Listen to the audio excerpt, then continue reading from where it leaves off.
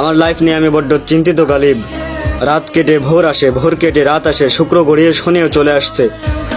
দেখতে দেখতে 26 কেটে 27ও চলে আসছে, কিন্তু আমার জীবনটা সেই এক জায়গায় থেমে আছে। কখনো ঘুমাচ্ছি, কখনো উঠছি, কখনো সকালের খাবার রাত্রে খাচ্ছি, কখনো রাতের খাবার সকালে। নিজের কোনো হিসাব নাই।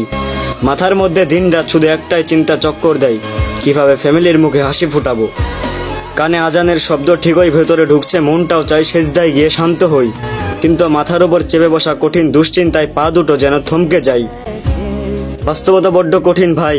তুমি রাতের পর রাত জেগে কার জন্য কান্না করছো, কতটা অনিশ্চয়তা দিন কাটাচ্ছ, এসব শোনার বা দেখার কারোর সময় নেই।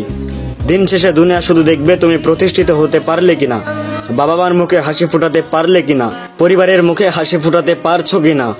পরিবারের হাসি মুখটার চেয়ে বড় কোনো স্বপ্ন আমার নেই, আর সেই স্বপ্ন পূরণ করার জন্য এই জীবন যুদ্ধে আমাকে জিততেই হবে।